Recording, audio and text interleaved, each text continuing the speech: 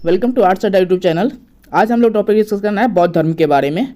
ठीक है, ये प्राचीन भारतीय इतिहास का क्लास 12 का प्राचीन भारतीय इतिहास का टॉपिक है बौद्ध धर्म। उसके बारे में हम लोग डिस्कस करेंगे और इससे जितने भी महत्वपूर्ण पॉइंट बनते हैं जो एग्जाम में दृष्टिकोण से इंपॉर्टेंट है वो सब हम लोग जानने की कोशिश करेंगे इसमें। चलिए शुरू करते हैं इस वीडियो को।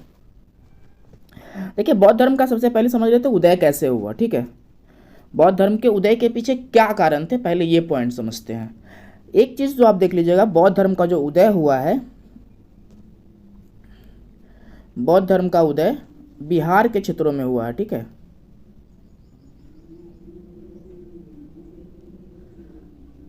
यह है बिहार का क्षेत्र। ठीक है, इन जगहों पे बौद्ध धर्म का आपको उदय देखने को मिल जाता है। तो बौद्ध धर्म का उदय कहाँ हुआ? बिहार के क्षेत्रों में हुआ है। इसके पीछे क्या कारण थे वो समझ लेते हैं थोड़ा सा। कारण ये, उत्तर वैदिक काल की हम लोग बात करें तो वैदिक काल में एक प्रथा था बलि प्रथा। ठीक है, बलि प्रथा था। बलि प्रथा में क्या करता था, जानवरों को हम लोग बलि देते थे। अब जानवरों की बलि देते थे, उसी टाइम पे हम बात करते हैं एक कृषि व्यवस्था और 4 जाति वर्ग का उदय हुआ। और कौन कौन सा वर्ग था? कुछ वर्ग का उदय हुआ जिसमें आपको ब्राह्मण, क्षत्रिय, वैश्य और शूद्र 4 वर्गों का उदय हुआ, 4 वर्ण के लोगों का उदय हुआ, जो वैदिक काल से ही हम लोग को देखने को मिलता है। और जो ब्राह्मण वर्ग के लोग थे ये क्या करते थे, बलि प्रथा को ज़्यादा प्रश्रय देते थे। और वैश्य जो लोग था उसको कृषि का कार्य होता था। और कृषि कार्य में क्या था, जानवरों की ज़रूरत होती। तो पहला कारण क्या है कि वैश्यों को कृषि कार्य में जानवरों की ज़रूरत होती थी। जानवर की ज़रूरत होने के कारण क्या हुआ कि अब वैश्यों को दिक्कत ये होगा कि जानवर की ज़रूरत है और जानवर का दोहन हो रहा है, इधर में आप बलि प्रथा का उपयोग कर रहे हैं। तो वैश्यों को इस बात से बहुत तकलीफ थी। ठीक है, तो एक कारण ये हुआ। दूसरा कारण ये कि जब वैदिक काल में लोहे का प्रयोग शुरू हुआ, कृषि का बहुत ज़्यादा विकास होने लगा, वैश्यों ने बहुत ज़्यादा कृषि किया। अब कृषि करने के बाद फिर वैदिक काल से ही हम लोग को टैक्स व्यवस्था का थोड़ा बहुत उदय देखने को मिल जाता है। लेकिन बाद में हम लोग आते हैं कब, महाजनपद काल से फिर टैक्स व्यवस्था का एक व्यवस्थित स्वरूप देखने को मिलता है, धीरे धीरे होने लगता है। जनपद काल में जब टैक्स व्यवस्थित स्वरूप होता है तो वैश्यों को क्या करता है, कृषि में करने के बाद उनको टैक्स देना पड़ता था। पहला कारण है कि बलि प्रथा है जिसके कारण से पशुओं का दोहन हो रहा है। तो पशु, अब कृषि के लिए पशु चाहिए तो वो नहीं मिल पा रहे हैं, तो वो एक कारण था। दूसरा कारण था कि जब वैश्यों को कर देना पड़ता था तो वैश्य सोचते थे कि कर हम दे रहे हैं लेकिन इज्जत किन दो वर्गों को ज़्यादा मिल रहा है, तो मिल रहा है उनको, क्षत्रियों को और ब्राह्मण को। मतलब इन दोनों को ज़्यादा इज्जत मिल रहा है लेकिन कर तो हम लोग दे रहे हैं ज़्यादा। तो एक कारण ये था। तो ये वैसे जो लोग थे वो सोच रहे थे कि वैसा कोई धर्म आए जो क्या करे, इन सबको बराबर, समान, सभी मानव समाज को बराबर अधिकार दे, बराबर, ठीक है, वो करे। तो ये जो कुछ कारण हैं, इसी के कारण से क्या हुआ, एक नए धर्म की तलाश थी। और नए धर्म की तलाश के लिए थी, पहले से तो थी ही, एक जमीन बना हुआ था कि नया धर्म चाहिए। और एक कारण और था, एक कारण आपको ये जानना है, जैसे पहले का जो समाज था ना उसमें ऊंच नीच का कोई वर्ग विभेद देखने को नहीं मिलता आपको। मतलब पहले का जो समाज था उसमें वर्ग विभेद की बात नहीं थी कि हाँ ये ऊंचा है, ये नीच के लोग हैं, ठीक है, तो ऐसी कोई बात नहीं थी। लेकिन इस काल तक आते आते, जब महाजनपद का काल का टाइम था, ये लगभग हम लोग बात कर रहे हैं 500 ईस्वी के आसपास के बात कर रहे हैं। ठीक है, तो उस समय तक आते आते एक जो बिल्कुल ही मतलब ऊंच नीच का भाव की शुरुआत हो गई थी। ठीक है, हम लोग बात कर रहे हैं 600 से लेके 300 के बीच का काल, जिसको कहते हैं महाजनपद काल, उसकी बात कर रहे हैं हम लोग। ठीक है, तो इस समय तक आते आते क्या हुआ कि ऊंच नीच का भाव शुरू हो गया था। तो जो बात कर रहे थे, हाँ, तो ऊंच नीच का वर्ग विभेद का भी शुरू हो गया। तो लोगों ने कहा कि हम ऐसे समाज की परिकल्पना कर रहे हैं जो फिर से पहले की तरह हो जाए, जहाँ पे सबको ही समान होगा, कहीं पे ऊंच नीच की बात नहीं होगी। तो एक कारण ये भी देखने को मिलता है कि वैसी धर्म की कल्पना की जाए जहाँ पे सब लोग एक समान हैं। फिर वैसी धर्म की कल्पना की जाए जहाँ पे पशु बलि नहीं दी जाती हो।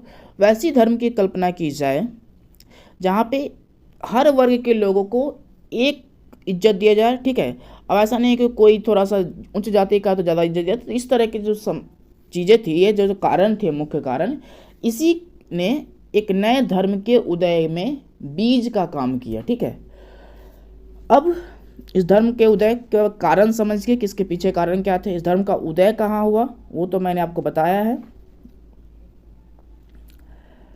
इस धर्म का उदय बिहार के क्षेत्रों में देखने को मिलता है हमको। ठीक है, बिहार के क्षेत्रों में इन धर्म का उदय हमको देखने को मिलता है। अब चलिए हम लोग थोड़ा सा आगे समझते हैं कि क्या क्या इन क्षेत्रों में इस धर्म का उदय होता है, बिहार के क्षेत्रों में। इसी टाइम पे एक और धर्म का उदय होता है जिसको बोलते हैं जैन धर्म, और उस धर्म के उदय के पीछे भी यही कारण थे। जैन धर्म के और बौद्ध धर्म के उदय के पीछे यही कारण थे, और सेम इसी समय पे थोड़े साल के अंतर में उस धर्म का भी उदय होता है और उसके बाद बौद्ध धर्म का उदय होता है। चलिए हम लोग आगे डिस्कस करते हैं, फिर जैन धर्म तो अलग टॉपिक में हम लोग लेंगे। कह रहे बौद्ध धर्म के संस्थापक कौन थे? महात्मा बुद्ध, गौतम बुद्ध थे। बौद्ध धर्म के संस्थापक गौतम बुद्ध थे। इनका जन्म शाक्य नामक क्षत्रिय कुल, मतलब ये व्यक्ति क्षत्रिय समाज से आता था, क्षत्रिय वर्ण से आता था, और क्षत्रिय कुल में कपिलवस्तु के निकट लुम्बिनी में 563 ईसा पूर्व में हुआ था। गौतम बुद्ध का जन्म कहाँ हुआ?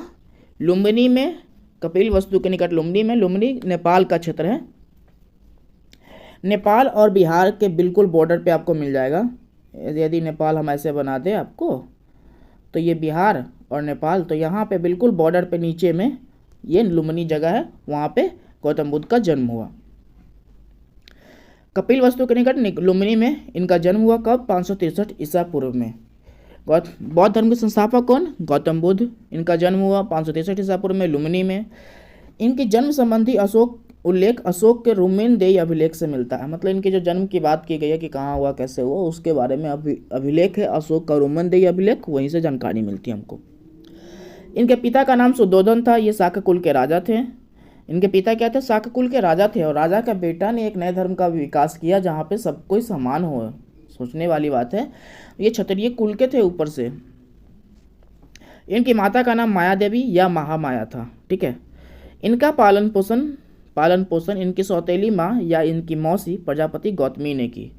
हुआ ये था कि इनके जन्म के बाद इनकी माता का देहांत हो गया, और देहांत हो गया तो इनके पिताजी ने अपनी साली यानी इनकी मौसी से शादी कर ली, और वो इनकी सौतेली माँ या मौसी भी कह सकते हैं, दोनों रिश्ता है।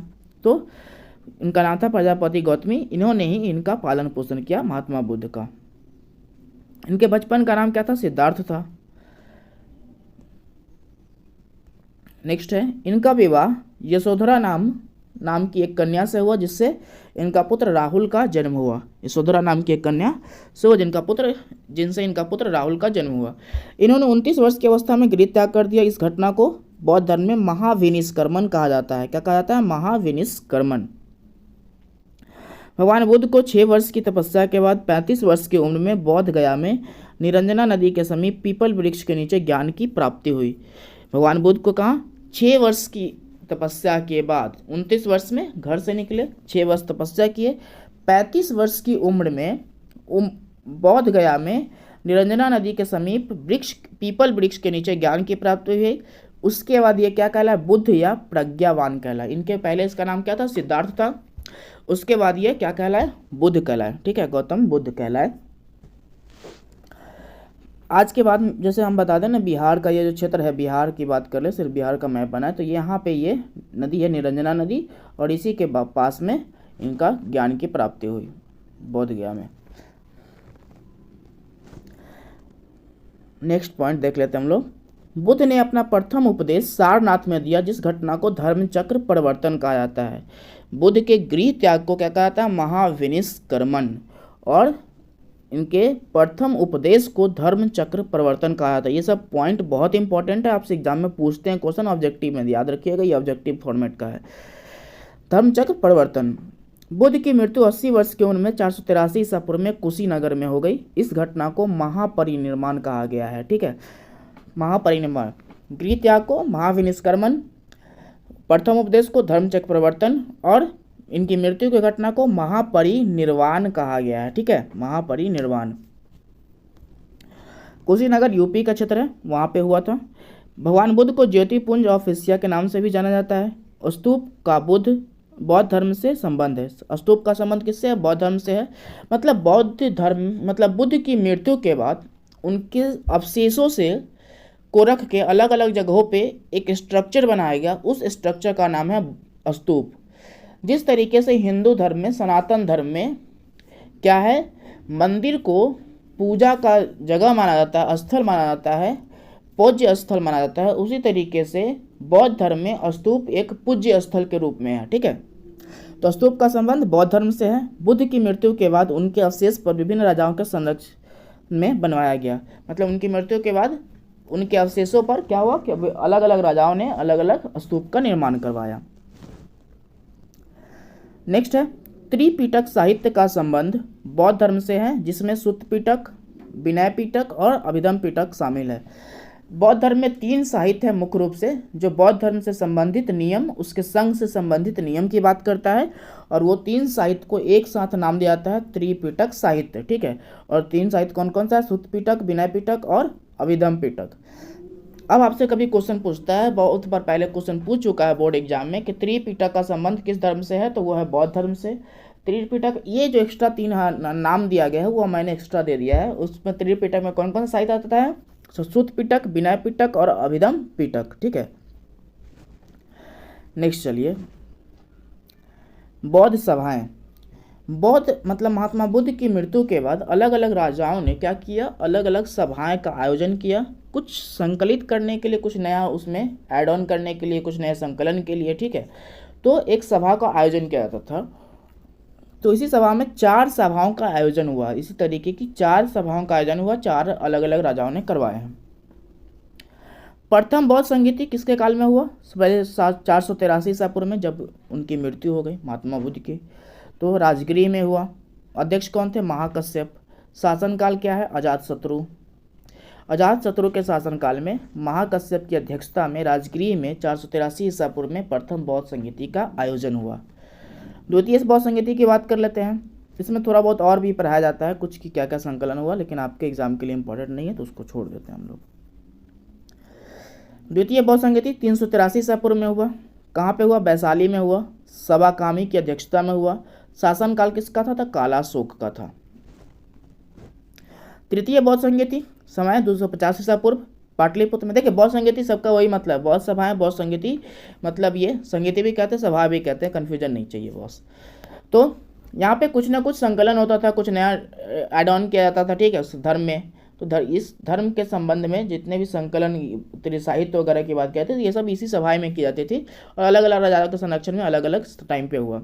ठीक है, जैसे आप कह सकते हो कि आज 10 लोगों को बुला के आप पंचायत करवा देते हो, कहते हो देखो ये इनके गुण थे, ये व्यक्ति जो मर गया इनके अच्छे गुण थे, इनके बारे में हम लोगों को क्या करना चाहिए? पंचायत में लोगों को बताना चाहिए, ये करना चाहिए, वो करना चाहिए, इनके ऊपर पुस्तक लिखा जाना चाहिए। तो इस तरीके के विचार को सभाएं कहते हैं कि अलग अलग क्षेत्रों में अलग अलग सभाएं किया गया अलग अलग राजाओं के द्वारा। तृतीय बौद्ध संगीति 250 ईसा पूर्व में पाटलिपुत्र में हुआ। मेघालीपुत्र 30 इसके अध्यक्ष थे, और अशोक इसका शासनकाल था, अशोक का। फिर आप लोग इसको याद करिएगा, बहुत पूछते हैं ये। चतुर्थ बौद्ध संगीति प्रथम शताब्दी ईसा पूर्व में। इसके पहले जितना भी देख रहे हैं ना, वो ईसा पूर्व BC की बात कर रहा था, ये ईसवी की बात कर रहा है, प्रथम शताब्दी ईसवी में। कश्मीर में हुआ। कुंडलवन, कश्मीर कुंडलवन स्थान है। वसुमित्र अशोघोष इसके अध्यक्ष हुए। शासनकाल किसका था? कनिष्क का था। अब जो है सब्जेक्टिव टाइप क्वेश्चन है, वो देख लेते हैं हम लोग। त्रिपिटक क्या है? बौद्ध धर्म के 3 ग्रंथ सुत्त पिटक, विनय पिटक और अभिधम पिटक को एक साथ त्रिपिटक की संज्ञा दी जाती है। यह पाली भाषा में लिखा ग्रंथ है, जिसमें बौद्ध धर्म तथा बौद्ध संघ संबंधित नियम उल्लिखित है। बौद्ध धर्म के 3 ग्रंथों को मिला के त्रिपिटक कहा जाता है। कौन कौन सा ग्रंथ है? सुत्त पिटक, विनय पिटक और अभिधम पिटक। सुत्त पिटक, विनय पिटक और अभिधम पिटक। ठीक है, सुत्त पिटक, विनय पिटक और अभिधम पिटक की बात करते हैं हम लोग। 3 शब्द को मिला के क्या कहते हैं हम लोग? कहते हैं त्रिपिटक की संज्ञा दी जाती है उसको। और त्रिपिटक पाली भाषा में लिखा गया है। ठीक है, जिसमें बौद्ध धर्म तथा बौद्ध संघ संबंधित नियम उल्लिखित है। चलिए आगे देख लेते हैं हम लोग।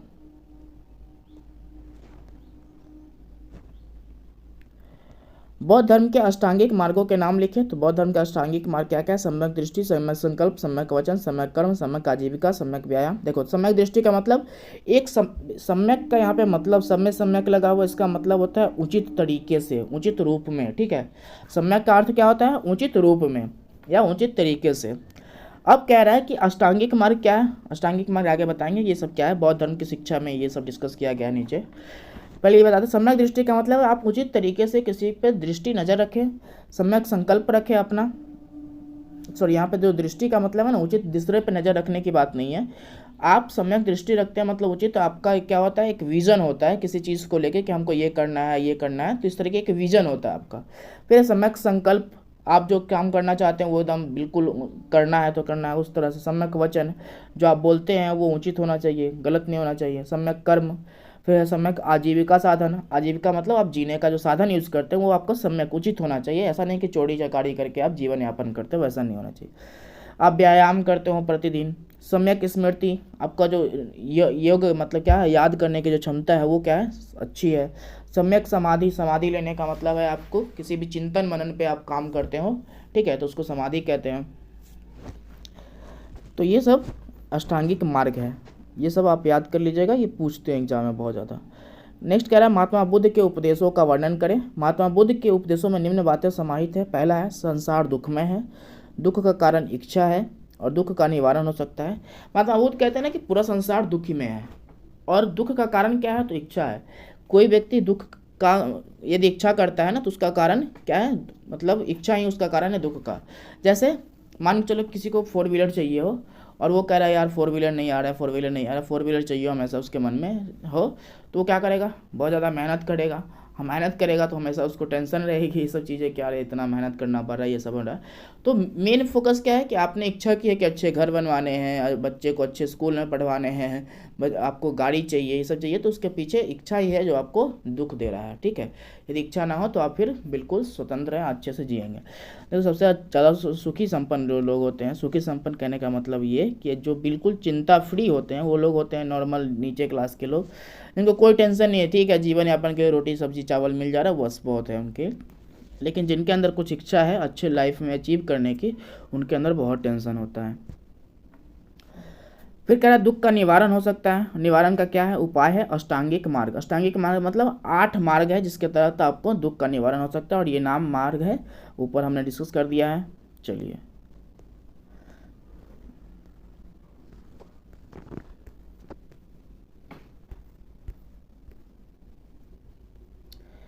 नेक्स्ट है आपका, और एक चीज़ और इसमें ना अच्छे आचरण की भी बात की गई है। अच्छे आचरण की बात की गई, अहिंसा, सत्य, अस्तेय, अपरी। अस्तेय का मतलब ये होता है कि आप क्या कर रहे हैं? चोरी नहीं करना, ठीक है, चोरी नहीं करना, ये अस्तेय होता है। अपरिग्रह का मतलब है संपत्ति अर्जित नहीं करना। मतलब एक तो आपको अष्टांगिक मार्ग बताया गया है बौद्ध की शिक्षाओं में, उपदेशों में, और एक बताया गया 5 अच्छे आचरण की बात की गई। इसमें हिंसा है, मतलब हिंसा नहीं करना है, सत्य बोलना है आपको, ठीक है, अस्त्य चोरी नहीं करना है, अपरिग्रह मतलब आपको संपत्ति अर्जित नहीं करना है, नशा नहीं करना, असमय भोजन नहीं करना, समय पर भोजन करना, तो ये सब बातें बताई गई है इसमें अच्छे आचरण के रूप में।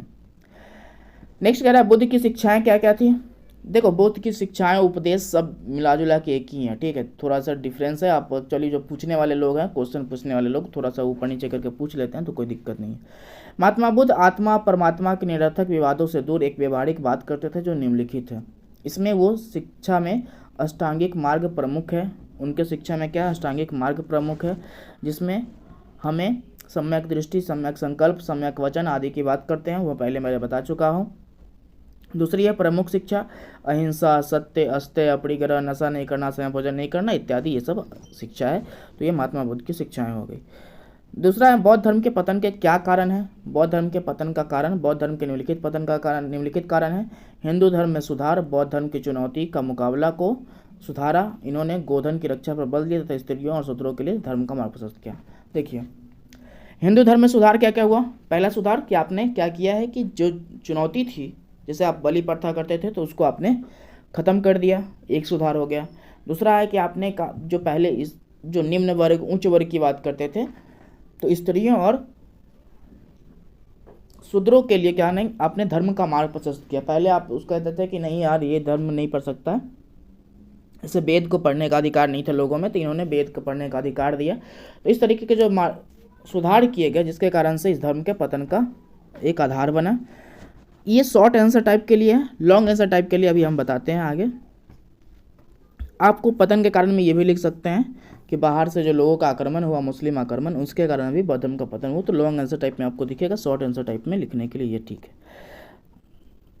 तो पहला ये कारण हो गया, सॉरी ये लॉन्ग आंसर टाइप का ही है, शॉर्ट आंसर टाइप से अलग से होगा, लॉन्ग आंसर टाइप का ही है। तो पहला पॉइंट ये था। दूसरा पॉइंट ये है बौद्ध धर्म में जटिलताएं।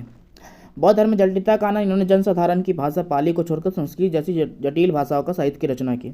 मतलब एक क्या है, देखो संस्कृत एक जटिल भाषा है, मतलब जो उस टाइम पे ब्राह्मण लोग ही समझते थे, और आज जो संस्कृत पढ़ रहे हैं उससे थोड़ा सा डिफिकल्ट उस टाइम का संस्कृत हुआ करता था। ये नहीं कि पूरी तरीके से आज वाला जो संस्कृत है वो। अब आज वाला भी संस्कृत पढ़ने के लिए सबको समझना थोड़ा सा मुश्किल हो जाता है। तो जो लोग ब्राह्मण वर्ग के लोग थे वो समझ पाते थे। अब आप मान के चलो कि जो भाषा में आप, जैसे आज के डेट में इंग्लिश और हिंदी की बात कर लेते हैं, कोई हिंदी में कोई पुस्तक लिख रहा है तो वो ज़्यादा पढ़े जाएंगे। हिंदी का जो पुस्तक इंग्लिश पढ़ने वाला व्यक्ति भी पढ़ लेगा। जो भारत में मान के चलो, भारत में हिंदी इंग्लिश दोनों चलता है, तो भारत की बात कर रहे हैं, हिंदी पढ़ने वाला व्यक्ति भी क्या करेगा, इंग्लिश पढ़ लेगा। लेकिन इंग्लिश पढ़ने वाला व्यक्ति हिंदी पढ़ लेगा, लेकिन हिंदी पढ़ने वाला व्यक्ति इंग्लिश का पुस्तक पढ़े, ये पॉसिबिलिटीज़ बहुत कम हो जाती है। क्योंकि ऐसा नहीं है कि दोनों सबको आता हो, सबको हिंदी आती है ज़रूर है, लेकिन इंग्लिश बहुत कम लोगों को आती है। लेकिन वही जिनको इंग्लिश आती है उनको हिंदी तो ज़रूर आती है, क्योंकि इंग्लिश जैसी भाषा अच्छी सीखे है उन्होंने, तो हिंदी तो जानते ही होंगे भारत में रहने के बाद। तो वो लोग इसी तरीके से क्या है कि उस टाइम पे पाली एक सामान्य लोगों की भाषा थी, और इन्होंने संस्कृत भाषा का उपयोग कर लिया, जिसके कारण से बौद्ध धर्म में जटिलताएं आ गई, लोगों को समझने में समस्या हुआ इस धर्म को, और बौद्ध धर्म का पतन मार्ग प्रशस्त हुआ।